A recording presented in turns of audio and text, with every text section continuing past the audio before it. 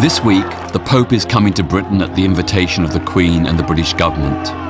It's the first ever state visit by a Pope in our history, but not everyone here believes Pope Benedict XVI should be made so welcome. I'm Peter Tatchell.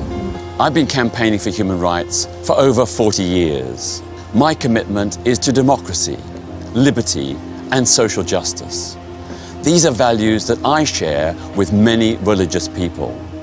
But I have a real problem with Pope Benedict. I believe that his teachings on many moral and social issues threaten the human rights and welfare of millions of people. I'm not a Catholic, but I've looked at the impact of the Pope's teachings across the world. And what I've found is shocking. I ask myself, do I want to be part of a church where people are in who deny the Holocaust? I've witnessed the distress caused by the Pope's unwavering dogma. It can save people's lives, and how can someone not want to do something to save someone's life? And I've seen families condemned to abject poverty because the Pope says birth control is a sin.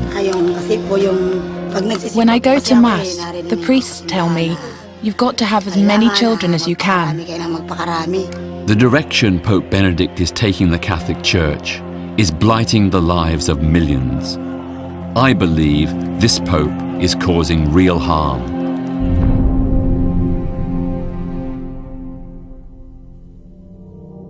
I heard him lumber in. I heard him go into the downstairs room, and I was holding my breath, and I'd got my covers tight up round my neck.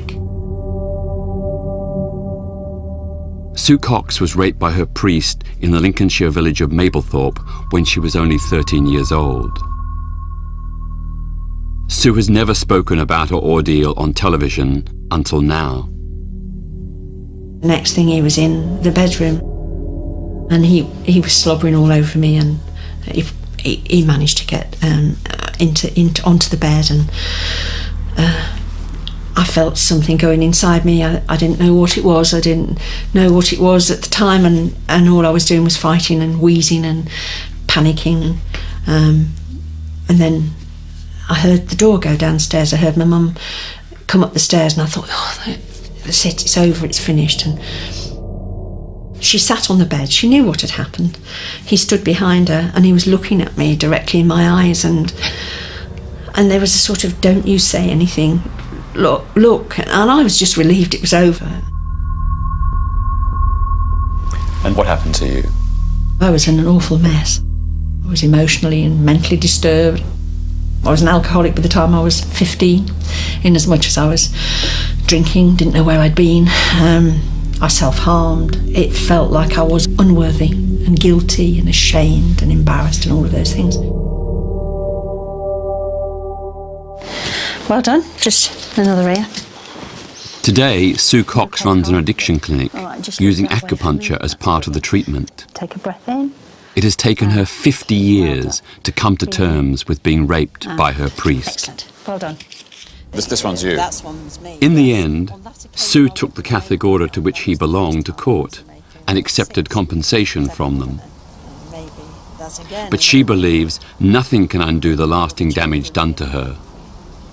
There's a sort of a sense that they're exempt from life's realities, that it almost is an irritant rather than a profound sense of sadness for human beings that are so damaged. Sue's story is shocking but not unique. In the US alone, a church report has found over 10,000 cases of abuse by priests since 1950. But it's not just that children have been raped and molested that appalls me. What's equally disgraceful has been the response of the Catholic Church. The Vatican itself acknowledges that anywhere between 1% and 5% of all priests are abusers.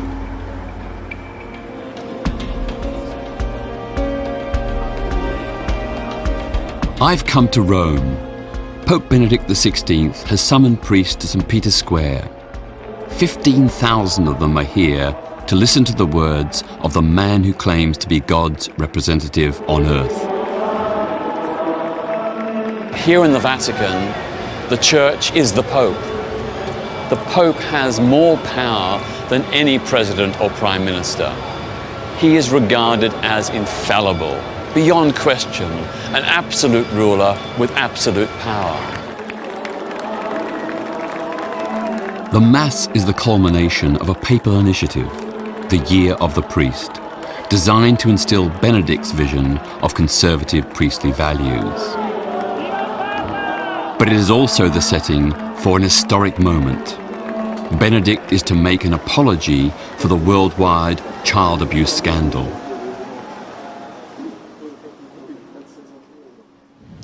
Anche noi chiediamo insistentemente perdono a Dio e alle persone coinvolte, mentre intendiamo promettere di fare tutto il possibile affinché un tale abuso non possa succedere mai più. But parts of Benedict's apology seem more concerned with the perpetrators than the victims. He talks of protecting priests, not children, from life's dangers. For the many Catholics who wanted to hear a papal apology, it's a bitter disappointment. I feel that the Pope and senior Vatican officials are ignoring the real pain that grassroots Catholics feel over the child sex abuse scandal and many other issues where the Pope seems to be out of step with international public opinion.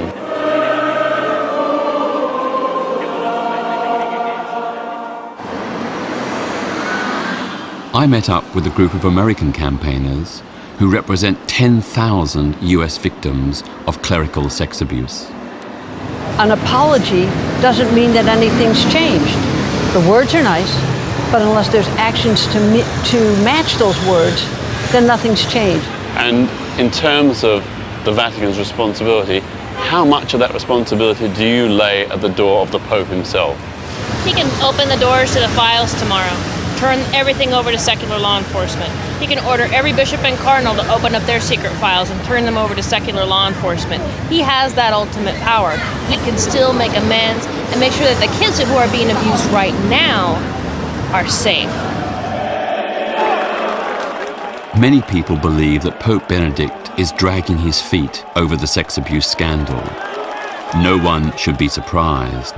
This man has form. On the 18th of May 2001, when he was plain Cardinal Joseph Ratzinger, he wrote a letter to every bishop in the world. Sanctioned by Pope John Paul II, the letter ordered that cases of child abuse should not be handled anywhere in the Catholic world apart from Ratzinger's office in the Vatican. The letter demanded papal secrecy. It seems to me Benedict is trying to control information rather than make amends. He appears more interested in cover-up than justice. No wonder people criticize the Pope. This is the Church's greatest crisis since the Reformation, and Benedict himself is in denial.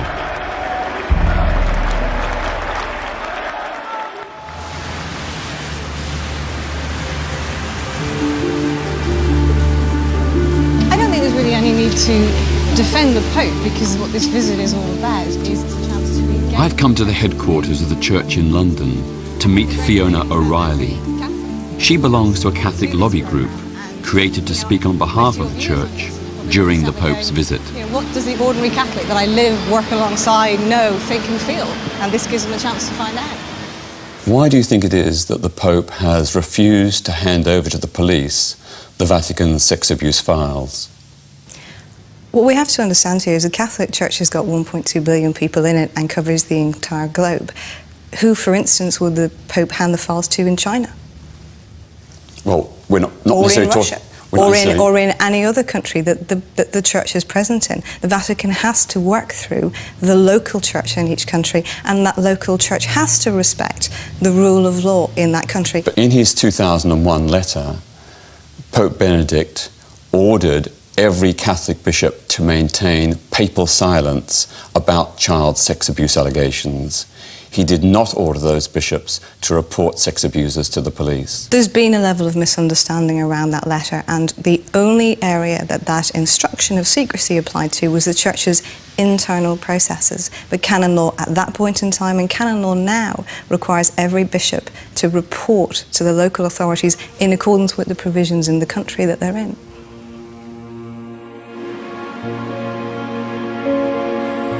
Benedict arrives in Britain in 3 days' time. For people like me who believe in equality and human rights, he has a lot to answer for.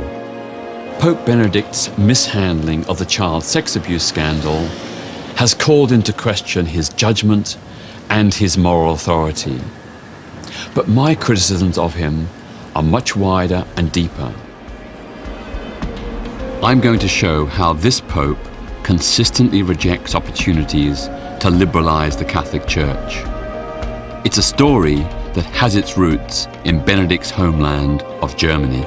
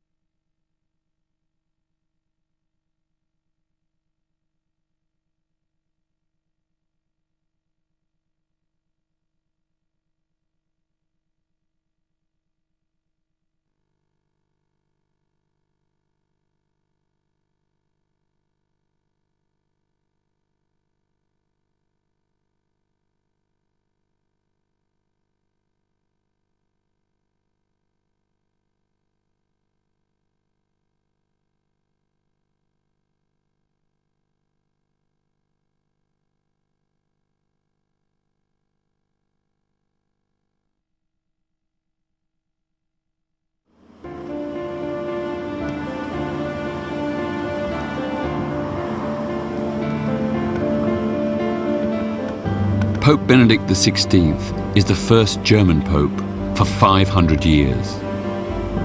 The young Joseph Ratzinger grew up here in Bavaria. In 1951, he entered the priesthood.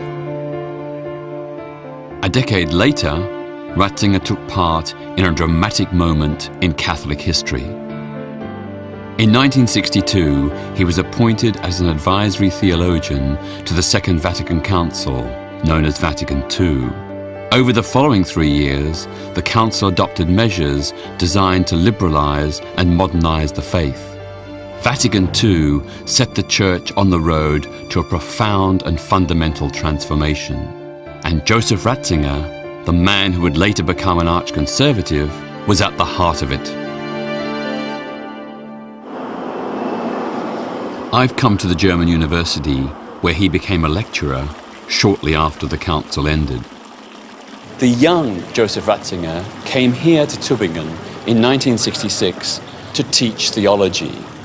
A popular, inspiring lecturer, Professor Ratzinger was a supporter of the Second Vatican Council and was widely regarded in those days as a liberal theologian. His pupils describe him as an inspiring teacher, whose lectures were popular among students. He and they shared the optimism of the time for social reform and for theological liberalization. But during the 1960s, Tübingen, like other campuses across Germany, was rocked by student protests. When students invaded his own lecture theatre in 1968, Ratzinger was shaken to the core. The disrespect for authority affected him profoundly. In Tübingen, he was considered as a progressive theologian when he arrived, but he was deeply shocked by the student revolts, and since then he has an aversion against everything coming from below, everything democratic. Professor Ratzinger's former friend and now critic, Hans Kung, taught theology alongside him at the time of the protests. He remembers this as the moment Ratzinger began to turn to ideas from an older tradition of Catholicism. He certainly kept from his Bavarian family, country and tradition a kind of conservatism, so to speak, by nature. And of course, coming from a theology of the Middle Ages, he basically knows very well the medieval tradition, and so he was prepared to have a conservative stand. Ratzinger left Tübingen a year later. From then on, he began to spread his increasingly conservative thinking beyond the borders of Germany. His chance to transform the church came in 1981. Now a cardinal, Ratzinger was appointed head of the Congregation for the Doctrine of the Faith, previously known as the Inquisition. This gave him control over church doctrines and appointments. Now within the Vatican, he had the power to impose his conservative vision. He set about rolling back the liberalism of Vatican II with a ruthlessness that earned him the nickname God's Rottweiler. Hans Kung believes he was aided in achieving this transformation by appointing bishops who share his traditional views. They elected only bishops who agreed already beforehand that they are against birth control by so-called artificial birth control, against ordination of women, that they are for the law of celibacy. Well, that is the reason why generally Catholic bishops have always the same opinion. But for me, there is one papal decision that is particularly shameful. Perhaps the most shameful. Benedict has shown a desire for reconciliation with an extreme conservative group, the Society of St. Pius X. In the late 1980s, the Society's then leader created 4 bishops from its most senior members. In 1988, Pope John Paul II excommunicated these men for being ordained against Vatican orders. But in 2009, Pope Benedict revoked this excommunication to bring these men back into the church. One of them, the English Bishop Richard Williamson, was an unrepentant Holocaust denier. I think the most serious conclude that between 200,000 and 300,000 Jews perished in Nazi concentration camps, but not one of them by gassing in a gas chamber. The Pope has since said that Williamson cannot practice as a bishop unless he renounces his views. As yet, he has not done so. Today, Richard Williamson remains a member of the Catholic Church, approved by the Pope.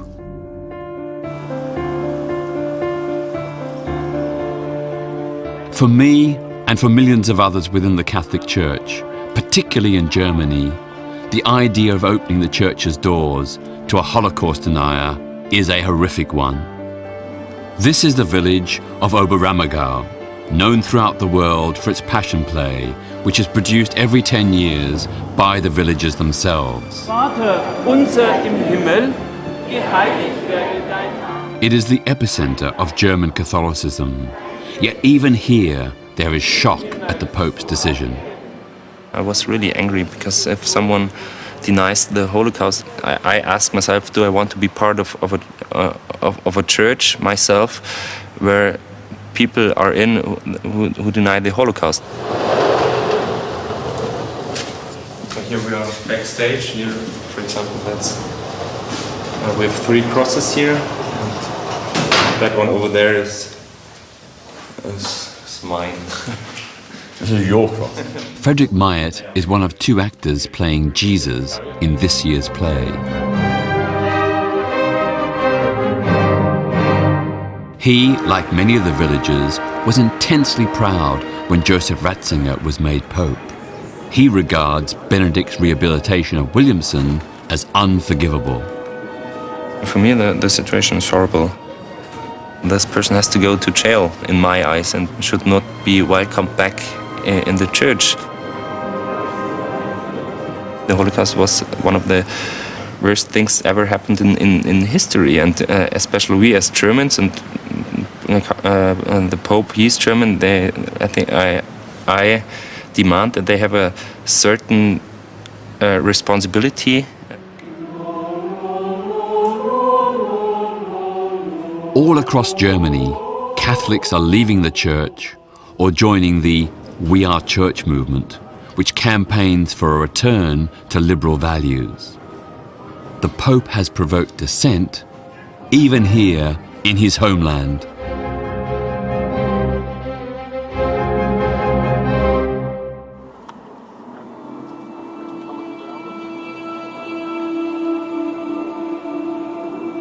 This is a very personal journey for me.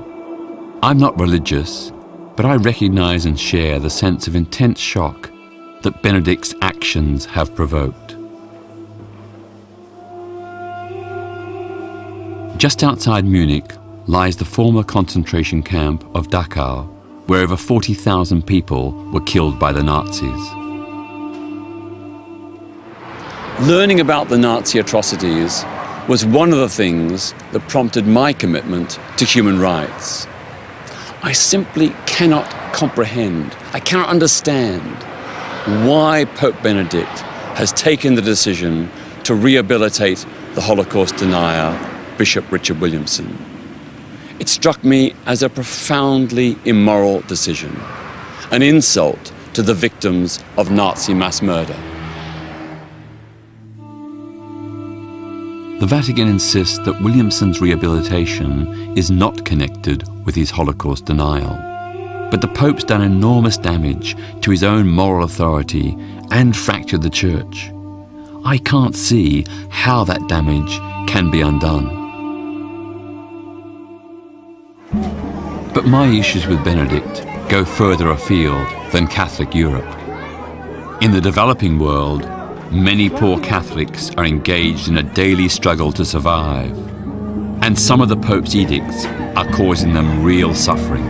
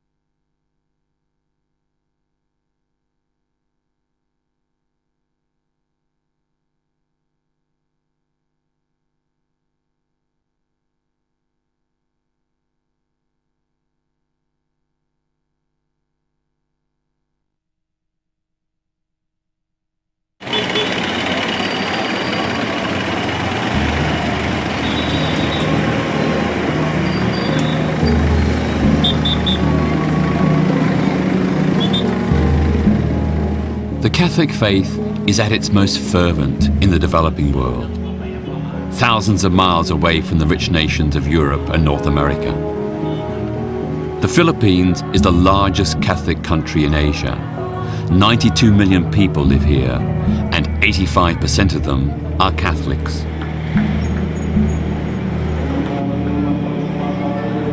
Vilma Lopez and her family are devout. They squeeze into the huge church at Quiapo to give thanks to God and the Pope. She takes the Pope's opposition to birth control very seriously. Vilma has had 10 children. 3 have died, but there is an 11th on the way.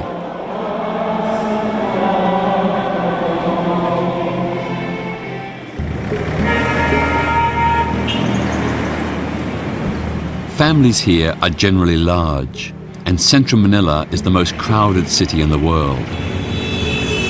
But the Church's teaching is rigid. In 1968, in the wake of the liberalizing reforms of Vatican II, a Church commission proposed rethinking the Vatican's total ban on the use of contraception. But the then Pope, Paul VI, rejected any reform and imposed an historic edict, Humanae Vitae, telling Catholics that contraception is a sin. I'm now headed to meet Wilma and her family at Tondo Rubbish Dump. I want to find out how she lives and the difficulties she's facing because the church won't allow artificial contraception.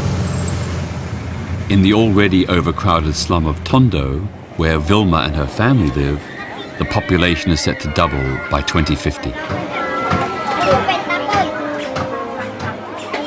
In recent years, there's been increasing dissent within the church over the contraception ban. Benedict had an opportunity to make a major liberal reform, but he chose not to do so. On Saturday, the 10th of May 2008, on the 40th anniversary of Humanae Vitae, Pope Benedict reiterated the Church's fundamental, implacable opposition to any form of artificial contraception. This is what he said, and I quote, "The truth expressed in Humanae Vitae does not change. On the contrary, precisely in the light of the new scientific discoveries, its teaching becomes more timely." This was a defining moment of his papacy.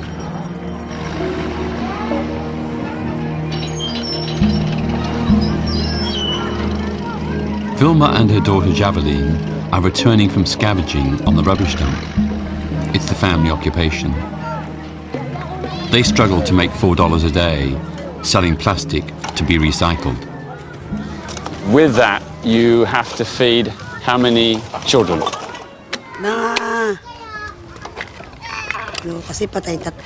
Three of my children have died, so there are 8 of us. I save as much money as I can and try to make it go around. I usually buy about 1 kilo of rice, and that's what we have for breakfast. If there's a bit left over, we have it for lunch as well.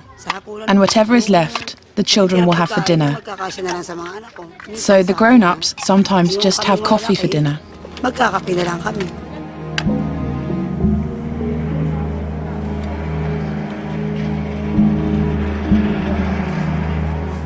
Catholics in the West widely ignore the ban on birth control.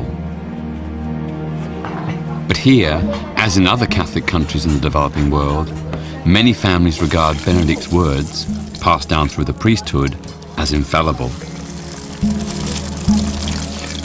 Is there a reason why you haven't used family planning?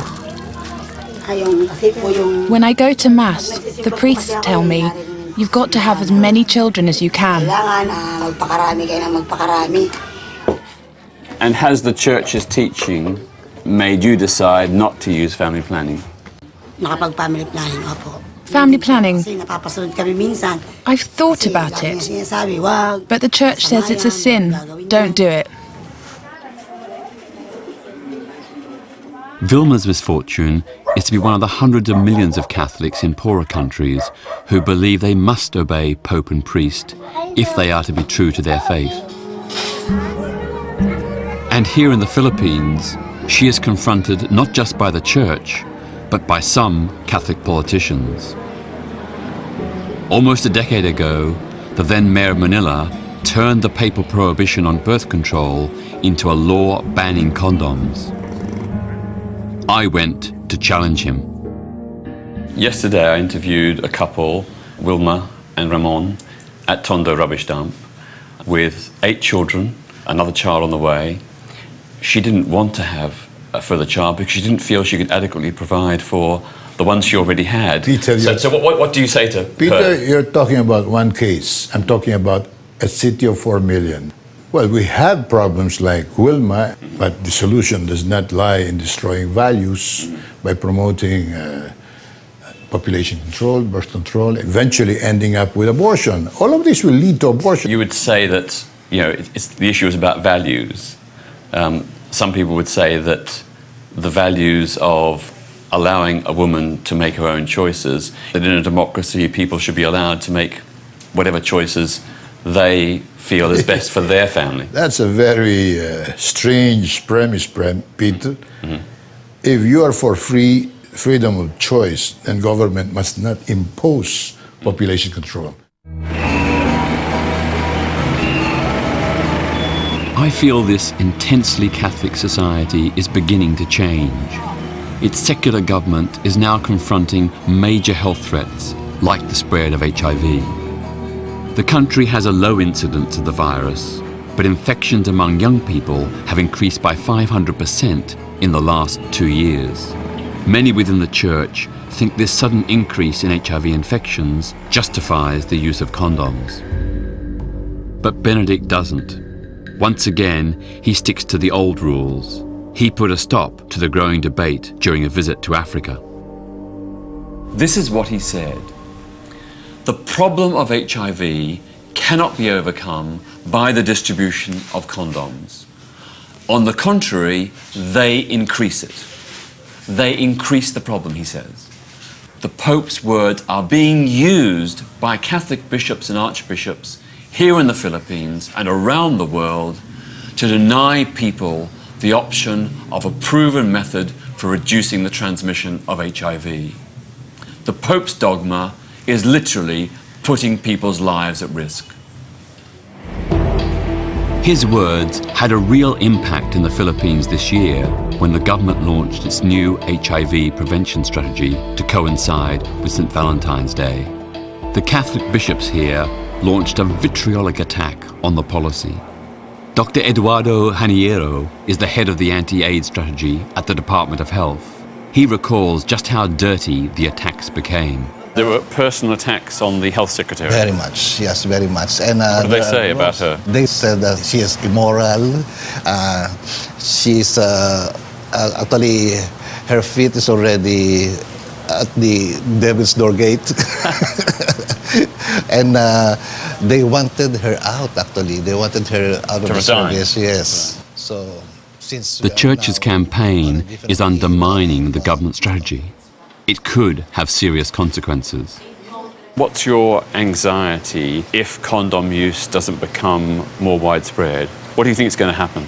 Actually, it's the only protections that we have, aside from forgetting having sex. And most of the people cannot really abide to the principle of having only one partner, since they cannot get out of this understanding, this concept. We have to really push for the use of the condom. But in an almost entirely Catholic country, the Church's opposition to condom use is, surely it's putting people's lives at risk. That's right, that's true.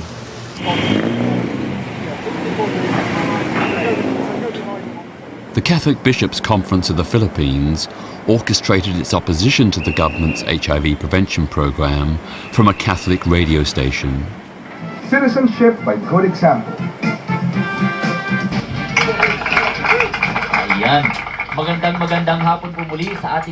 Joe Imbong is a lawyer who represents the bishops. Is the Pope's stand in condemning condom use and warning that they can exacerbate the problem encouraging the bishops to speak out against the government? Yes, because when the Pope speaks, he tells the truth. And so the bishops are merely cleaving to what is true. It is a fact, and it is proven by scientific studies, that condoms do not give 100% protection because of the nature of its construction and its natural attributes. There are pores naturally occurring in it, and so the AIDS virus can penetrate.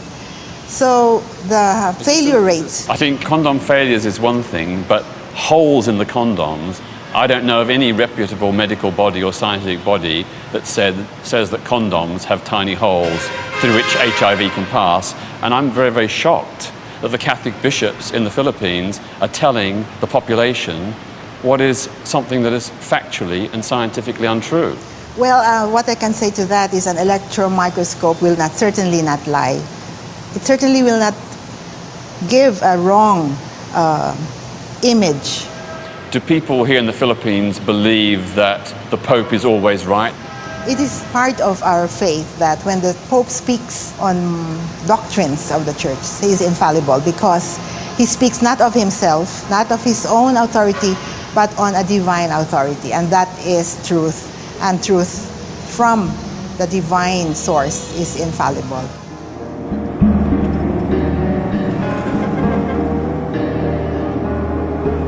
There are brave and inspiring Catholics who don't agree with the Pope's doctrinaire views.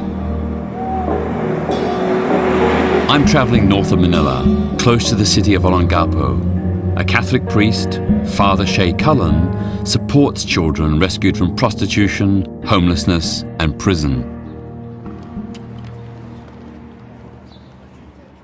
The big issues that brought us into this work was the presence of the US military base and the sex industry that it spawned, you know, all over the place. Father Cullen has worked for 40 years helping vulnerable children. He shows the potential of the Church to be a force for social good. His active, compassionate, inclusive version of the Catholic faith is one that I admire. It's very different from Benedict's remote, hardline doctrines. He doesn't seem to belong to the same church as the Pope. The Church shouldn't be interfering in the personal, private lives of people. We don't own them. Nobody controls the lives of people. If there are those who are imposing dogmas on people's lives, I don't really go for that. Tumayo lahat tayo ulitin ang mga salita ng Diyos. Father Cullen has a liberal vision of the Church, born of the 1960s and Vatican II. I think we should have a Vatican III that would really readdress the whole balance of that return to conservatism and return to the past. Jesus said, I came to serve and not to be served. You know, a good message for the bishops. You should get out into the field, get out into the slums, mix with the people, engage with the daily life of the poor, set up really programs that work and that deliver proper service to the people. I agree with the Pope's rejection of consumerism, war and global poverty. But here in the Philippines, some of his dogmatic teachings seem uncaring. The fate of millions is being tangibly worsened by Benedict's policies. Catholic bishops in the Philippines loyally implement policies dictated by the Pope thousands of miles away in Rome.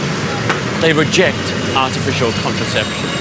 They oppose the use of condoms to prevent the spread of HIV. These policies, influenced by the teachings of the Pope, are causing real social harm.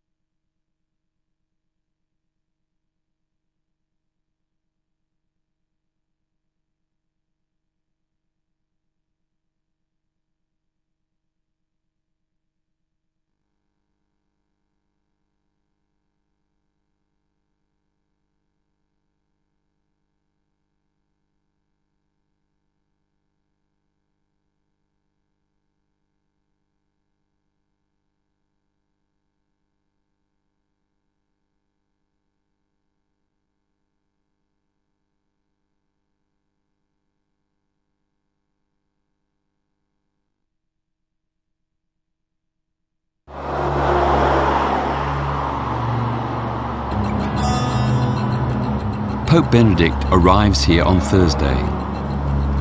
I've seen that his version of Catholicism blights lives on the other side of the world. And back here, he's out of step with the values that define us in modern Britain. Hi, Peter. Nice to meet you. I've come to a stem cell laboratory in Nottingham. There you go, Peter. Dr. Chris Denning and his team are using embryonic stem cells for vital medical tests. Okay, so Peter, what we've got on the screen here and down this microscope, if you'd like to look, is we've got some of these human embryonic stem cells. Beating away very finely and happily. They are. Quite amazing. These groups of stem cells come from embryos created as part of fertility treatment. They would be destroyed if they were not used for research. I can understand the moral anxiety some people feel about this kind of science. But to me, it seems justified. According to the Vatican, each of these cells is a human being. Their destruction is murder. Pope Benedict has taken a personal lead on this issue. In 1988, as Cardinal Ratzinger, he condemned the use of embryos in fertility treatment and medical science. 20 years later, the medical consensus has moved on, but the Pope has not. In an edict known as Dignitas Personae, he repeats his unwavering opposition. Pope Benedict condemns this research as, in his words, cooperation in evil and scandal. To me, the work being done in here makes sense and is morally justified because it can help people and relieve suffering. Surely the real moral duty is to support science that can potentially save lives.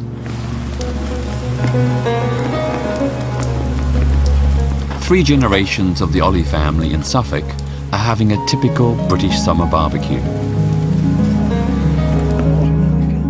Chris Ollie is 50.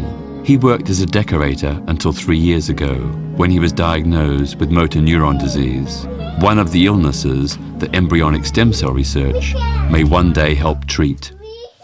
I'm going to be ill and I'm not going to get better. And when I look at my children, my grandchildren, I want research done for me, but I really want research done for them so they don't have to go through what I'm going through. Chris acknowledges that advances in stem cell research will probably come too late for him. He's not a Catholic, but he objects to the Pope's stance. And his daughter Meghan finds the Pope's words deeply offensive. I personally think it's absolutely disgusting that he has that view on it, because it's my dad, you know, he's dying.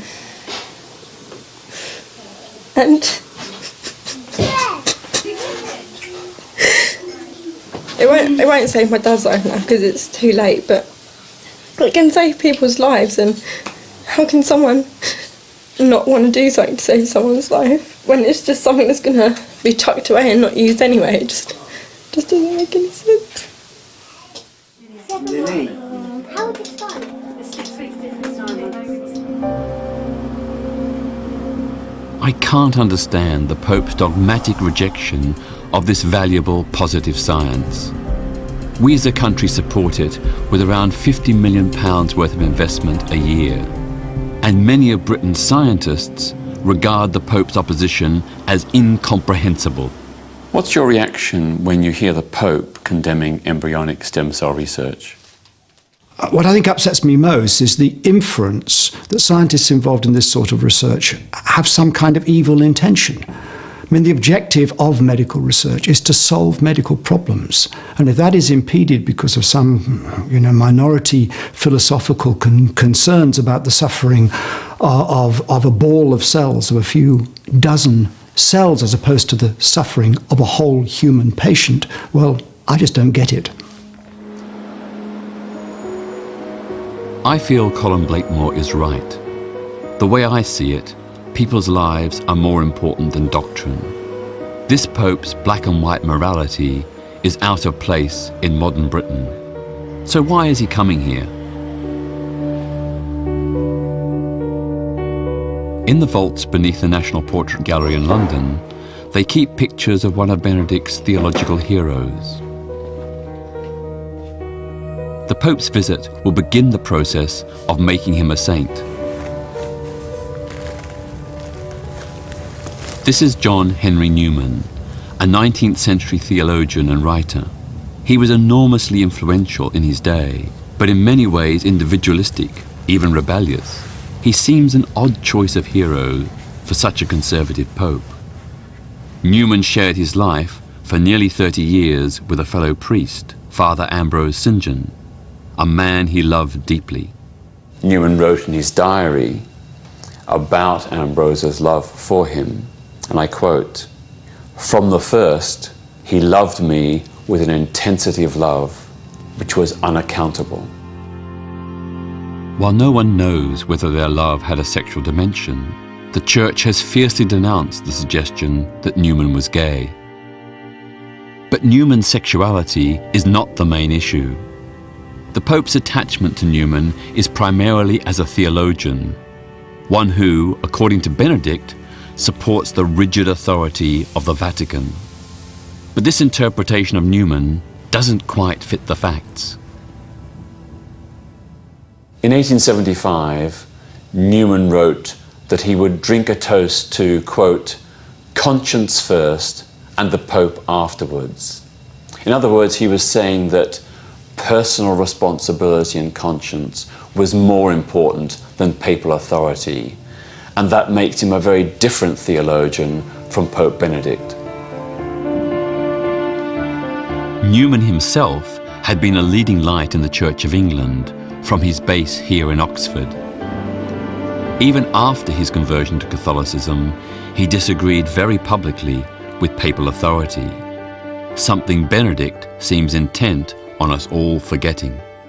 The indications to me are that he will tidy up Newman's image to suit his more conservative view of the Church. I mean, an example of this is that in February of this year, when he was addressing the English and Welsh bishops in Rome, he said that Newman was a figure who had never agreed with any kind of dissent.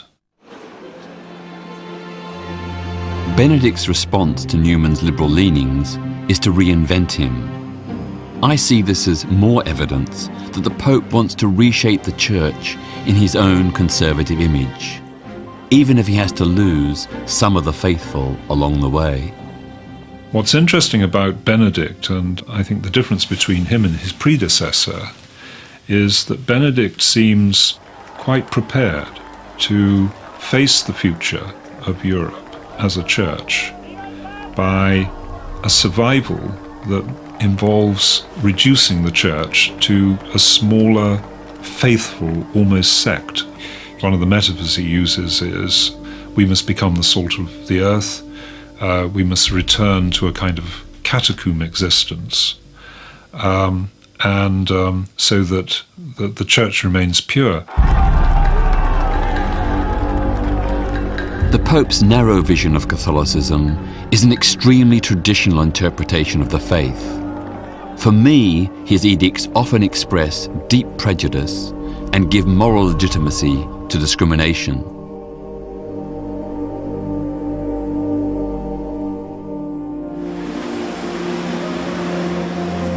Much of my life has been devoted to the quest for lesbian and gay human rights. In this country, we have made huge progress since the days when homosexuality was illegal, while the Pope seems to have made none. The Pope has said, when he was a cardinal, that all gay people possess a strong tendency towards an intrinsic moral evil. Do you think I'm evil? I don't, and neither does the Church, because the Church Well, the Pope does. The Church Pope says just the fact that you have a gay orientation makes you have a tendency towards an intrinsic moral evil. Those are his words. To be clear, what the Church teaches is that there is a difference between the person and their action. No, the Pope has not said that. He has said in his 1986 statement, when he was a cardinal, that the mere fact that someone has a sexual orientation towards homosexuality, even if they never have sex, that makes them have a more or less strong tendency towards an intrinsic moral evil. What the letter actually says is that it's ordered towards something, which is absolutely trying to communicate the Church's understanding around what's the purpose of sex, what's its ordered to. And in the Catholic understanding, sex is ordered to the creation of children and the strengthening of the union between a man and a woman. Now, if that's the starting point, then it makes sense. Embryonic stem cell research can potentially discover new treatments for terrible diseases. Well, even if you take the view that it's wrong, surely it is the lesser of two evils when it comes to using those embryos to develop cures and treatments that can alleviate human suffering. My understanding as a Catholic and the teaching of the Catholic Church is those embryos are not just a bunch of cells to be exploited in pursuit of a cure, they are human beings. The scientists are not exploiting them, they're trying to use them with good intention to save people's lives. That's not exploitation, that's kindness, that's compassion. As a Catholic, my understanding, the understanding of all Catholics, is that that embryo is a child. We would never countenance experimentation on a child to save the life of another. And that's what we're talking about here. You're saying an embryo is a child? An embryo is a human life and has all the dignity, it has all the rights that any human being has. On my journey, I've met many Catholics whose lives might have been better under a more liberal, compassionate Pope. But so often, Benedict has taken the harder line against the dignity and rights of his fellow human beings. On so many social issues, Pope Benedict preaches a harsh, intolerant version of Catholicism.